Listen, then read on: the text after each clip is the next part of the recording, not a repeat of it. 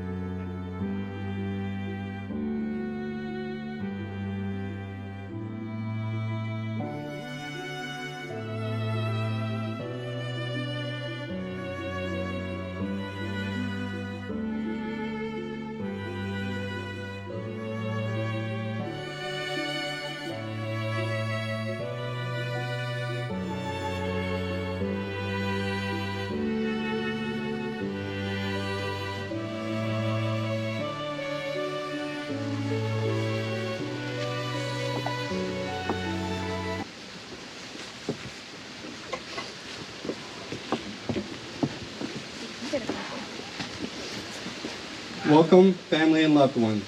We are gathered here today, surrounded by the beauty of creation and nurtured by the sights and sounds of nature, to celebrate the joining of Jonathan and Anna in marriage. Today is a celebration of love, of commitment, of friendship, of family, and of two people who are in it forever. Please bow your heads for a prayer. Heavenly Father, as we are gathered here today for this beautiful celebration of love, we humbly ask you to continue to rain down your love and guidance on this couple and for all the days that are to come. And now a reading from Corinthians 1:13. Love is always patient and kind. It is never jealous. Love is never boastful or conceited. It is never rude or selfish. It does not take offense and is not resentful. Love takes no pleasure in other people's faults, but delights in the pleasure in truth. It is always ready to excuse, to trust, to hope. It is always ready to endure whatever comes. True love does not come to an end. Despite all of our differences, love is what we all share. It's the great unifier, our one universal truth, that no matter who we are, where we've come from, what we believe, we know this one thing. Love is what we're doing right. That's why you both are standing here. That's why you all are here to watch them. We have all loved in our lifetimes, and in this moment, we're reminded that love is the very best part of our humanity. All of us here today have our own love stories. Some are short, others long. Some are yet unwritten, while others are just getting to the good part. There are chapters in all of our stories that are sad or disappointing, and others that are exciting and full of adventure. And that brings them here. A time to pause, look back, and smile at all the moments that brought them here. And a time to look ahead at all the moments that are still to come. We're all here because we want those moments for you. We're here to hope with you, to support you, to be proud of you, and to remind you that love isn't happily ever after. Love is the experience of writing your story. It's not one moment, not even this moment. It's every moment. Big ones like saying, I love you, moving in together, getting engaged, but mostly a million little ones that come in between the big moments. Falling asleep next to one another, making dinner together, spending holidays with your family, binge watching Netflix shows, getting a big hug when you get home from work. These everyday moments fuse together into one big experience. And even though this experience is so incredible, words fail us when we try to explain it. That's just the way it is with love. It's meant to be felt, not described. But trying to describe love is one of our favorite pastimes. We use the words we have to write stories and poems and songs about love. And even though we describe love in different ways, and even though love can look different from one person to the next, We all know when we see it, and we see it here. You fell in love by chance, but you're here today because you're making a choice.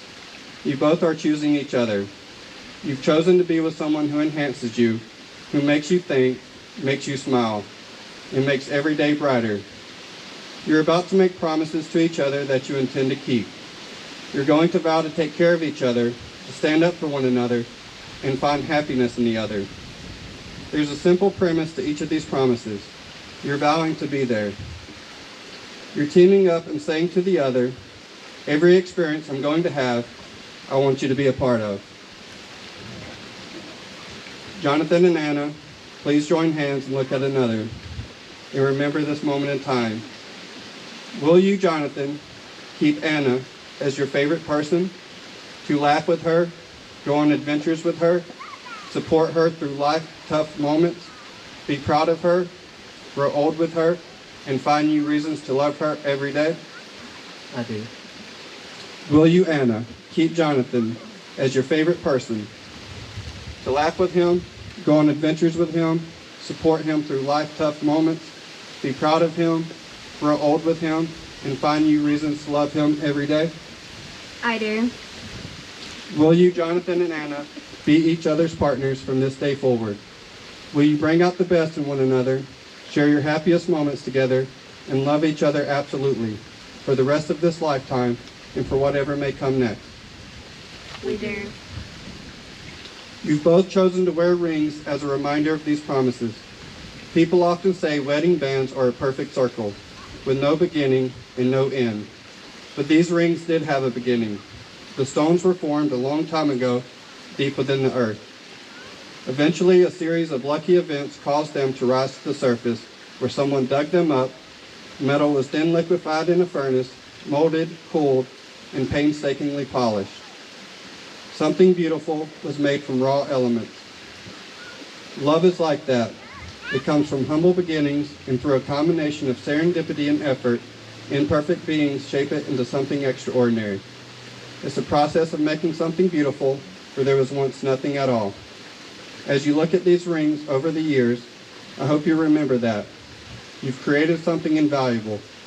And just as I know you'll protect these rings, I'm confident you'll protect the commitments you made to one another today.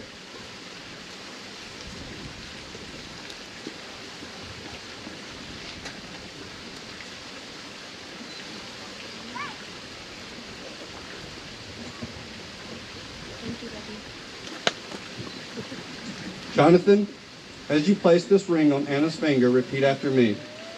This ring symbolizes my love for you and the commitments we made today. This ring symbolizes my love for you and the commitment we made. Anna, as you place this ring on Jonathan's finger, repeat after me. This ring symbolizes my love for you and the commitments we made today. This ring symbolizes my love for you and the commitment we made today. Jonathan and Anna, you have come here today on your own free will.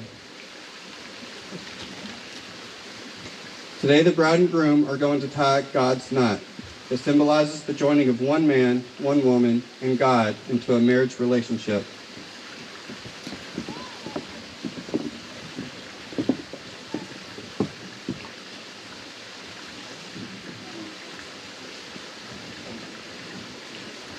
Marriage takes three, both of you and God. It is God who teaches us to love by keeping him at the center of your marriage. His love will continue to bind you together as one throughout your marriage. As you can see here, there are three different cords that bride and groom are going to tie together. The first strand represents the divinity of God. The covenant of marriage is initiated by him. Your marriage will be built under his authority and is intended to glorify him. The second strand represents groom. As the husband loves his wife and submits himself to the Lord in turn will demonstrate his great love in the marriage relationship. The third strand represents bride. As the wife honors her husband and submits herself to the Lord in turn will nurture and strengthen the marriage relationship.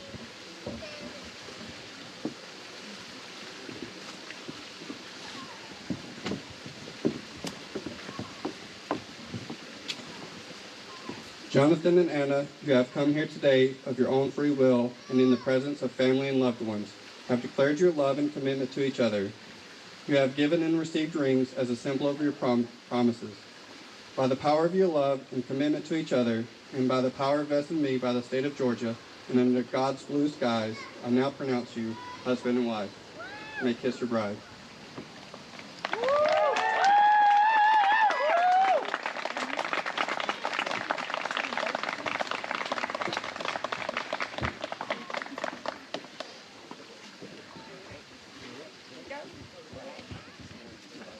Congratulations, families and loved ones. I present to you the newly married couple.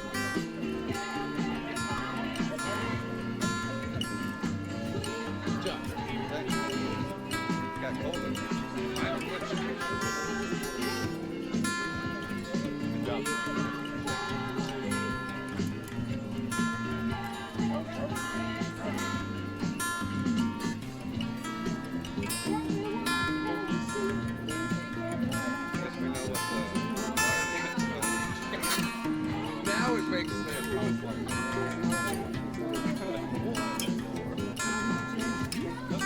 Good little entertainment. That's what it is. Good stuff.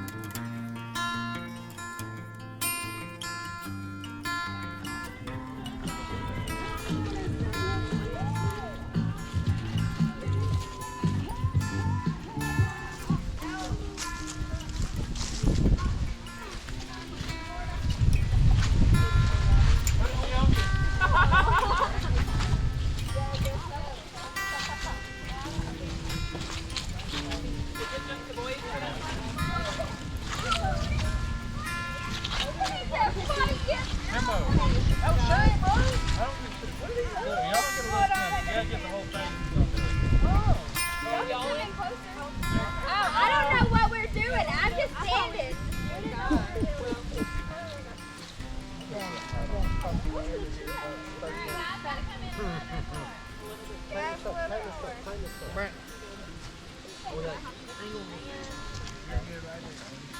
Not flattering for my gut.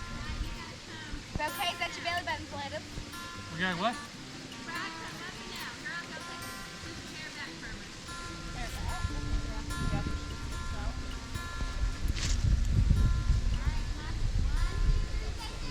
Niagara. Oh, my hearing's off. Who said banana? Niagara. I think you said bottle party? Yeah. That's all of us. Yeah. Just the girls? Okay. Yeah, step us, guys. Step out. That's awful sexy. Yeah, very. I feel like I'm second to that.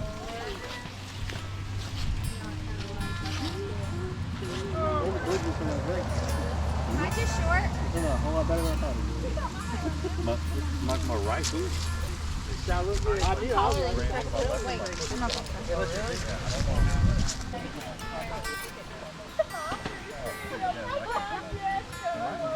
They feel level. That's fine. Oh my God. Seriously, you have a great style. We ain't going to get back in there, girl.